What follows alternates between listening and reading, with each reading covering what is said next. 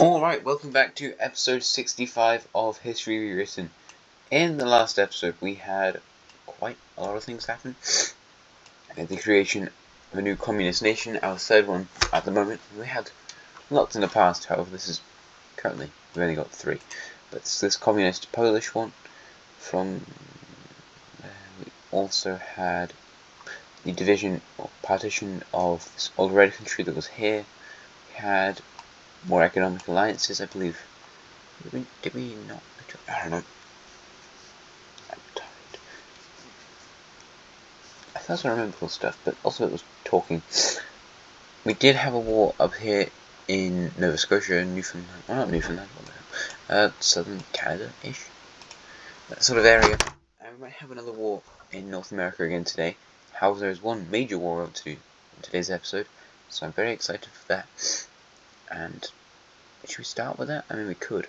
We definitely could. However, I do want to also make some new countries because there's lots of old countries, and I don't know, I feel like we do need to create some more countries just because we need more countries. And Europe might be where I make a load more. I think that'd be fun.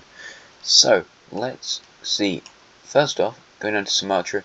Sumatra recently joined Economic Alliance to try and stop the fact that their economy was kind of falling apart. However, unfortunately, this southern area of the country will want to break away. And what color do we make it? I don't know. This. I don't know.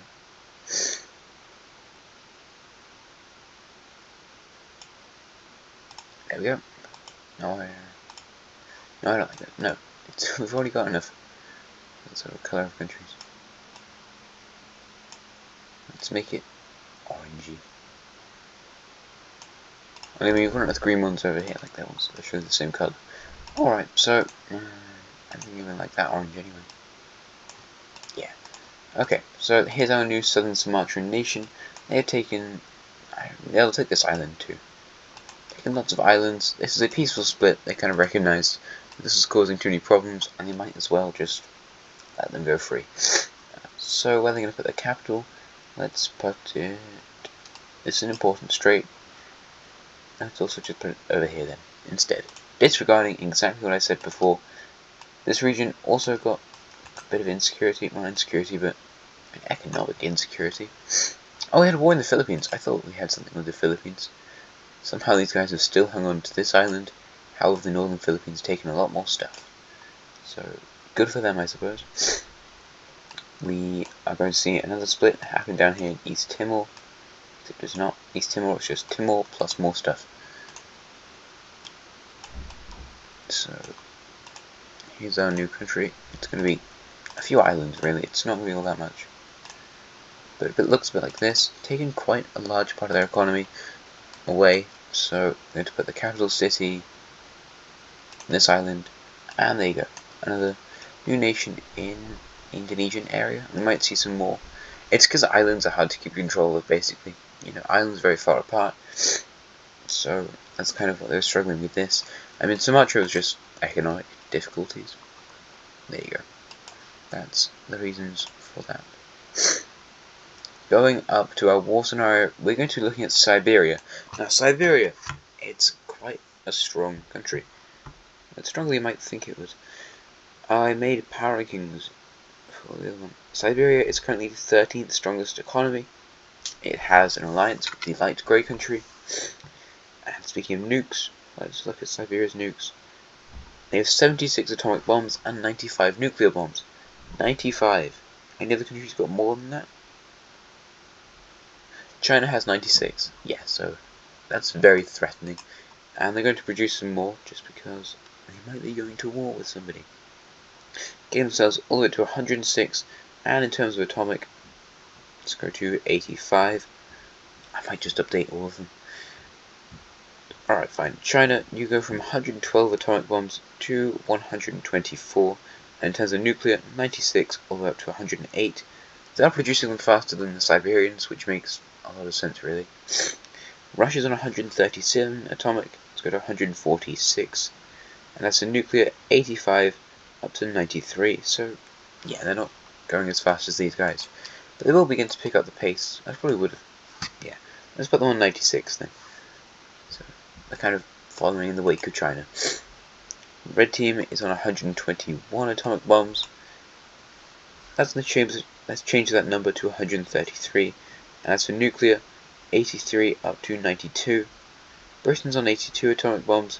Let's go to 90. And as for nuclear, 64 all the way up to 71.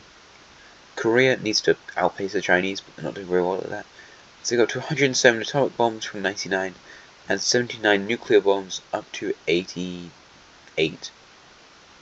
The Lime team goes from 44 to 60 atomic bombs, and in terms of nuclear bombs, they go all the way from 42 up to 56. So they're producing them quickly.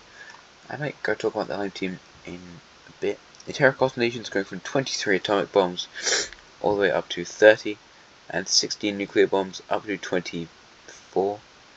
And our final one, Crimea, 34 atomic bombs up to 41, 25 nuclear bombs up to 33. However, we are going to have a new country start building nuclear bombs, and it's one you'd probably be able to guess. It's the Iberian country. So, yeah, I mean, they're allied with 2 of the other nuclear powers. You guys are kind of struggling, which is why they didn't produce a whole lot, because communist rebellion. And yes, communism is kind of in Europe now, so that's good. And you might have some more rebellions. Yippee. Right, Iberia though. What's going on in Iberia? They've produced their first atomic bomb. They're now up to 3 atomic bombs. And as for nuclear bombs, they're on 2. There you go, I suppose. They just wanted to get some bombs. They could defend themselves. They're in a pretty dangerous region with lots of countries, certain alliances. So they kind of did join alliance in the last episode, and very quickly they've managed to get information from them. So, yeah.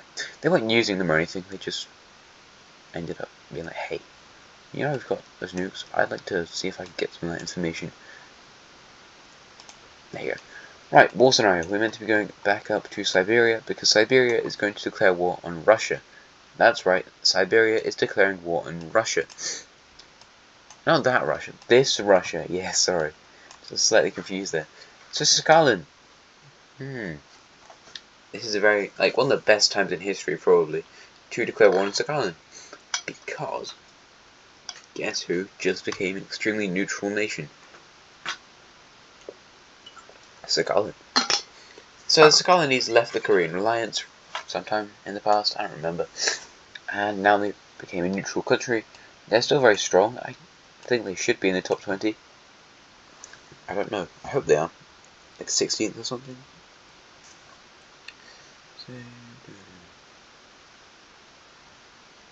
Sakhalin, yeah, Sakhalin's 15th. So that's slightly weaker than the Siberians, so that is scary. They do not have any nuclear bombs, whilst you guys have a lot. And I'm sure that's great for the Sakhalinese. Great fun. Let's just demote this city that isn't a capital city, but apparently maybe it was the old Siberian capital. Anyway, Sakhalin is a very old country. They've got lots of their cities in this area, as you can see, yellow dots. Not very much up here. They've got lots of colonies as well. Northern Japan, this is kind of a colony. This is definitely a colony. And it's a very big country with lots of land, lots of resources, not a whole load of people, and no allies.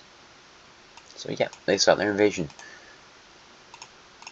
These colonies were not expecting this, for obvious reasons. And it's going to be 2 countries declaring war on them, so have fun. The Siberians are going to push out for both of these cities. There's not many Sakhalinese troops up here, or people. They're not really cities. It's like giant oil rigs, but it's not because they're inland, so oh well. The Sakhalinese aren't going to take this easily though. Lying down, as they do lead an invasion into the Grey Country, whose borders haven't changed for absolutely ages. And he participated in World War III. I think that was just it. No, none of the other World Wars, I don't think. And yeah, you didn't see any border change. You had no fighting on your border at all. You just gave some troops over and then left pretty quickly because you didn't want to lose. You also had this plan to create a Siberian state. You were working on that for a while, and the Green Team did not know about it. So that's interesting. They quickly start to lose a lot of land. Not all of it that important. Their capital is quite far away over here, whilst the Sakhalinese capital is all the way over there, so that'll be fun to get to. Sakhalin is aided by the Koreans slightly. I mean, they get some money, but also Korea's kind of annoyed that, like, dude, you left our alliance, man. What were you expecting? What were you expecting? China is also a big threat here because, I mean, the Koreans don't really give too much money because China might just go, well, I can easily take your alliance.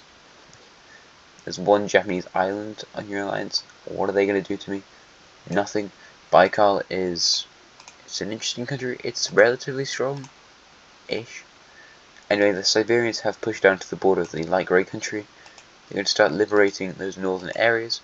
However, I mean, Sakhalin's pushing in through the south. The light grey country is doing basically nothing.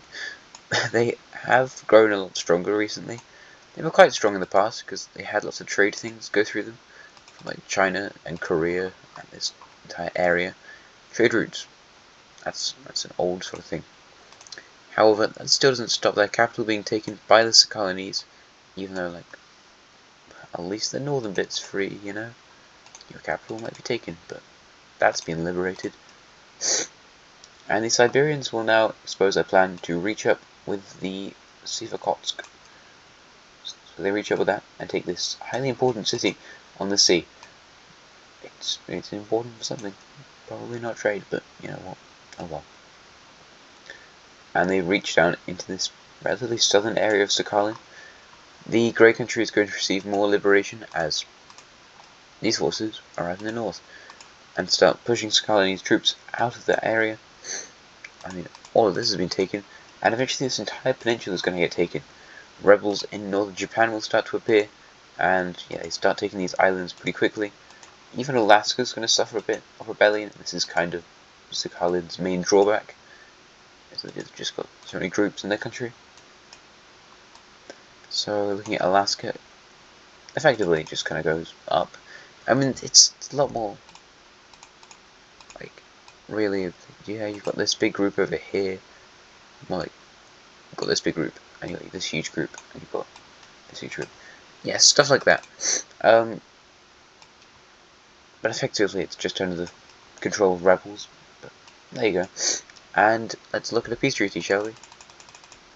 How far? That did not go far back at all. Great. So the Siberians' main plan with this is, number 1, get some land, number 2, get some cities, number 3, connect up with the Sea of Okhotsk. That might be slightly higher on the list, because you don't need a lot of cities or land, you've got a lot of that. You've got like more than you need to test nuclear and atomic bombs. And you need like a tiny bit of Siberia, and you'd be happy. Realistically, you should just move south. That'd be much more helpful. Economic stuff. I mean, like, yeah, do that. Let's look at your southern border. Baikal, no. You attack this guy, they can get in and attack this guy properly. I mean, you could attack them through there, but they could also just fill that with like, explosives, and that wouldn't be fun. Attack this guy, they're very weak. Take all 3 of these countries easily, and then blue one maybe not. Actually, then you're stuck, so eventually you'd have to attack this country. Sakhalin, that is. But oh well. Might as well do it now, I suppose. Gonna put you ahead of the power rankings, I assume. Maybe not, but you'll get closer to being stronger, and they are developing more of a sphere of influence, and just influence in general, on other countries in the world, mostly Asian ones, and the ones that they could attack, so they're probably not going to attack those ones. I mean, talking about like the weird lake country, that weird bluish grey one, I mean, yep, they need some help. Oh, they need some help at the moment. They have had their economy crushed time and time again. So yeah, they're pretty dependent on you guys at the moment, I'd say. Anyway, peace treaty time. What does that look like?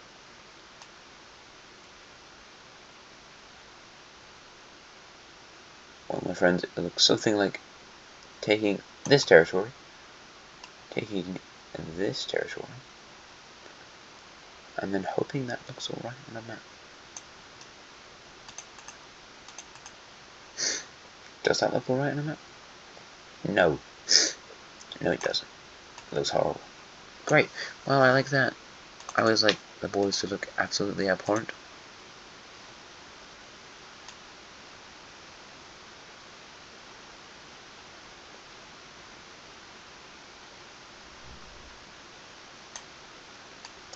Does that look slightly... I think it does. It looks good enough. And they ruined it. Good. Amazing. This will have to do, I suppose. I'm going to spend ages perfecting this, because you don't want me to. This video is already 15 minutes long. However, this war is meant to be quite an important one. Because it is quite an important one for, like, the entire world. I mean, one of the hugest enemies of Russia. I mean, Russia's developed a lot of enemies now, apparently. Has just gained access to the Sea of Okhotsk. That's scary. And the Grey Country has finally done something, like moving their border slightly eastwards into some alright areas of Manchuria. I was going to say Manchester, but not Manchester.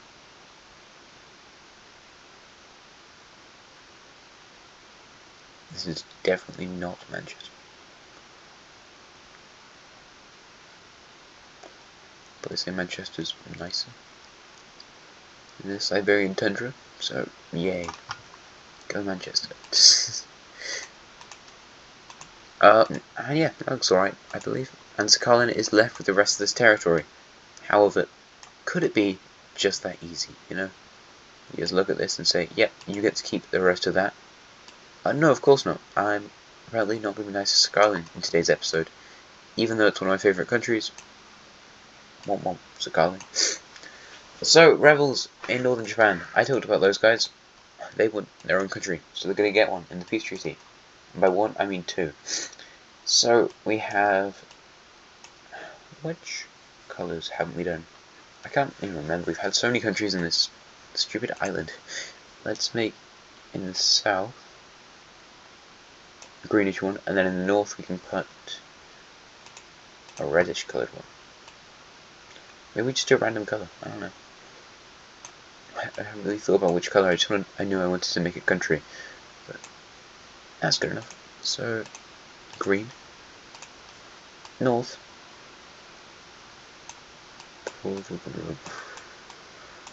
Sorry, there's just a load of clicking in the background now. And that's me trying to find a suitable colour for this stupid island. Nice, and you can take all these bits of islands too. Maybe not all of them actually, because somebody might want this one. And by that I mean the Siberians want that one. We'll just give them this. Here's the peace treaty for Siberia. Or Sakhalin, I mean. No. No, it's not, because we're not going to give them that serious border goal.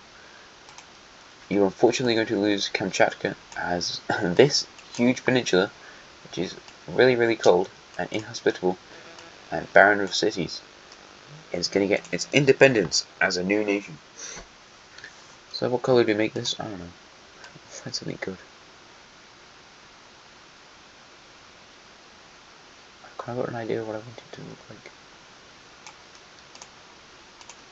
Bam! Yes. Pink Russia. And you can't stop me. It's now Pink Russia. That doesn't mean anything. Just Pink Russia. I think it's like some catchphrase, but it's not a catchphrase. It's just I've made Russia pink now, so that's exciting. Do we like this color enough? Yeah, probably. Do you want this color? No. Don't do that. This color, please. Yeah, that's alright. I don't know, I just thought this region probably needs some pink. Pink is not my favourite colour by any stretch of the imagination. However, this is making Russia look more exciting. I'm sure Putin would entirely approve of what I've done here. Good. So is this the end of the peace treaty for Sakhalin? No. Alaska. I mean, go look at Alaska. Obviously, we're not going to keep Alaska as part of Scotland. Duh. So this bit is going to go to them. Like, this can't stay as part of Scotland. No way. So we're going to make it a very dark shady green. Let's make it this color. Oh yeah, that's exactly how I wanted it. This island, even though the Canadians really want this island. Like, wait, no. We're keeping it. They could sell it, I suppose, for some money. It's probably more like fishing and resource rights. It's probably worth it. Because you get to own the water around the island and stuff like that. So, might as well just not sell it. Apparently, I coloured in a ton of islands for you though, so that's a lot of fun. And where are you going to put your capital city? I have no idea. I mean, the problem is that you're not owned by the United States, so you're not going to become an extremely rich country. Like, if Alaska became independent, it would be quite strong, because it's been owned by the United States, which is the strongest country in the world. However, you're just your own country, and Sakhalin is not the United States. It's like Spain owning Alaska. Spain's like the 15th strongest country, I think, economically. Let's put your capital city right about here. Cool, and I forgot about the capital city for Kamchatka. Let's throw that probably where we'd actually put it. It looks like it's being occupied. It is not being occupied at the moment. Let's put it there. Alright, cool. I know it'd definitely go down here in the south, realistically. However, I'm a realistic guy, and we're just going to put it wherever I want it to go. New countries in Japan. That's exciting. More people for you two to fight over. More countries for you two to fight over. Even better. Great. I want to make this interesting. This region, this entire region, just needs to be absolutely fascinating. Oceania. Incredibly interesting. More interesting than any other region of the world. And even Europe. Speaking of Europe, how are you doing, Terracotta Nation? How would you like to have another slightly socialist group rebel away from your country? You wouldn't like that? Well, that's strange, because it's happening right now. So Terracotta Nation is apparently full of communists. Lovely. I love that my nation's full of communists. I do not. And there you go. This sort of Bavarian thing is created, and now we have another socialist European country. They're going to put their capital city probably far away from this guy. And almost immediately, these two are going to become very good friends. It's almost like they were already very good friends. Because they were. Do we like those borders? Enough that they will be allowed to exist. Yeah, that's tolerable. And more countries in Europe are now kind of considering this. We've got more togetherness in Europe because of the EU and stuff like that. However, that means it's easier to spread communism through Europe, and now people are very concerned. Invading these countries, well, they're not doing anything wrong, they're just communist. You know, like, you don't just invade Laos because they're communist. You wouldn't, probably. Unless you're, like, super anti-communist. Like a lot of these guys, so you might need to watch out, dude. Going down here to Africa. Yeah, communism's kind of rising in Africa too, which is scary. However, Africa has more problems in that this guy and this guy are beefing. They do not like each other at all. This country has now outpaced the Egyptians. They are the second strongest African country, and they're approaching the power of the Algerians. They'll probably start to slow down after that. Like China got really strong really quickly, and then they kind of slowed down their growth. It was like bam. Like, it's still gonna get stronger, but also you guys are already doing that too. It's still be like equal. However, I mean, your sphere of influence, it's not crazy. You've got actually, oh, we could actually look at that.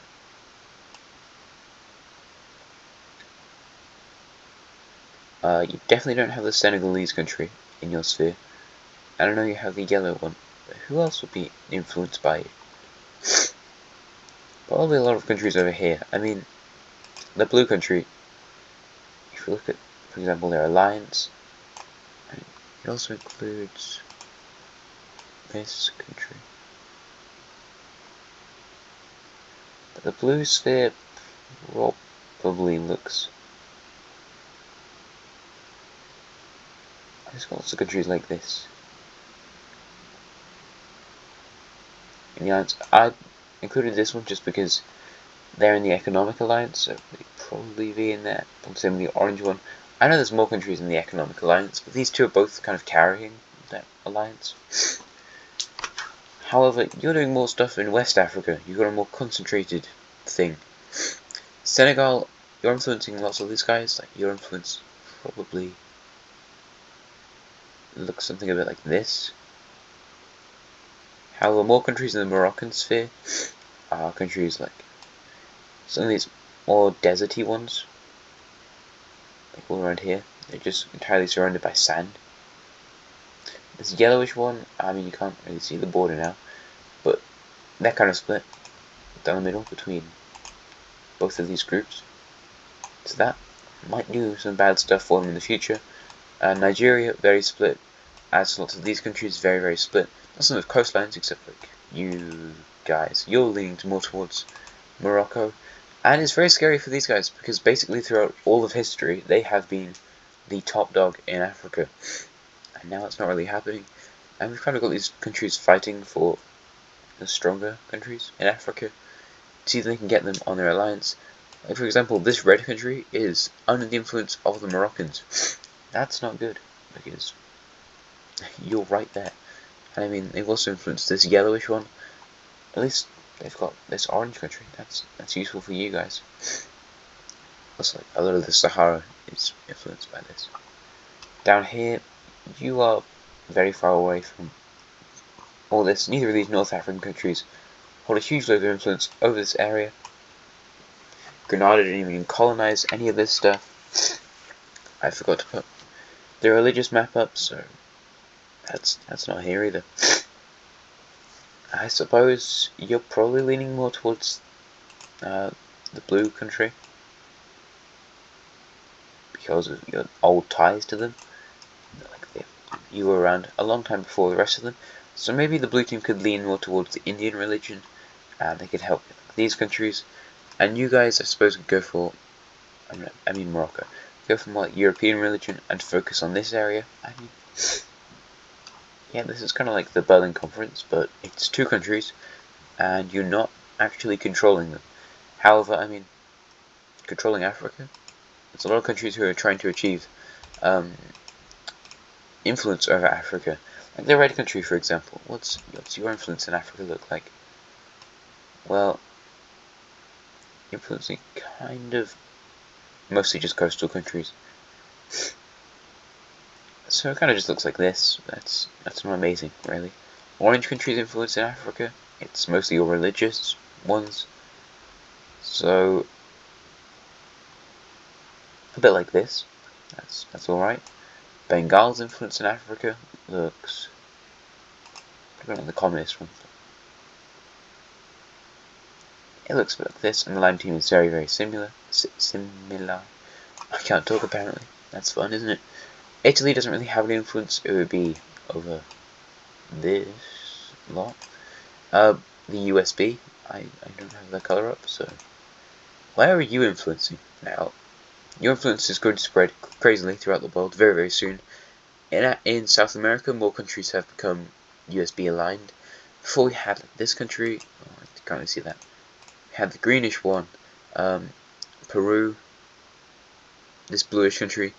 Now this dark blue country, I mean even this brownish one who didn't like them before, has kind of joined up. The yellowish one, this dark purple one, Ecuador, Venezuela to an extent, this green country, they're all kind of becoming major allies. Purple one, even a bit. So yeah, that's interesting. As for your influence in Africa, it would probably just be like this, maybe. It's mostly your religion. Maybe not these two guys. I don't know, let's see. There's not a whole lot more countries that are very powerful near Africa. Western Australia one day could possibly get some influence here. But yeah, we need more strong African countries to influence other African countries. So why don't we make some? Alright, so Nigeria, possibly influenced by Algeria, is going to be invading this country, but also they want more land and power. And this country is kind of going through an economic collapse because there's a load of people who live out in the desert, not really in the capital city, not by the coast. The coast is not developed at all, and they need to develop that to get stronger. But that's not working. So the greenish country down here and the Nigerian one are both going to declare war on this country. They push towards this city, and the Nigerians are going to take basically the rest of the country. They'll push to the Sahara, and in a peace treaty, they divide up the state between the two of them. So Nigeria will get all of this, and the rest of it will go to the green Benin country. Green Benin. I think that's right. Benin. Benin borders Nigeria. Togo borders Ghana. Africa. Interesting borders. Greenish country, you've done pretty well. I don't think. Did you have a coast always? You probably did, but you've gained a lot of land, and you're now one of the strongest African nations. So, good for you, man. The grey country is now afraid. You're not strong. Not at all. Not at all, mate. Blue country, what are you doing? Getting help from these guys, basically. Do you want to look at more wars in Africa? Or possibly the fact that other nations are going to get created in Africa? Let's look at more nations, shall we? So, this northern bit of the purplish country is going to leave their country. That's it. It's not a huge bit leaving. So let's make that more believable, shall we? That is horrible. It's slightly better. I don't like it, but it's gonna happen. Bam. 60, alright. Blue, green, let's add this color. This rusty looking thing. The revolts will, or revolts, but like splits will stay in this area. We have this entire huge area of this Central African Republic sort of country leaving. We're going to make this one green. Boom. I like greens apparently. There's a lot of green countries in the world. I give them some more land. This one is very big. You have the potential to be like the DRC kind of. So like, why are you yellow? Even the Namibian country and this bluish one, I mean, maybe you will just attack this guy. Not putting anything out there, but that might happen in the future. And probably our final revolt split in Africa is going to occur in this goldish country, and yep, just this bit leaving. Just this bit. I'm sure that's not going to get any worse in the future. It'll be absolutely fine. As the capital cities for all three of these new nations,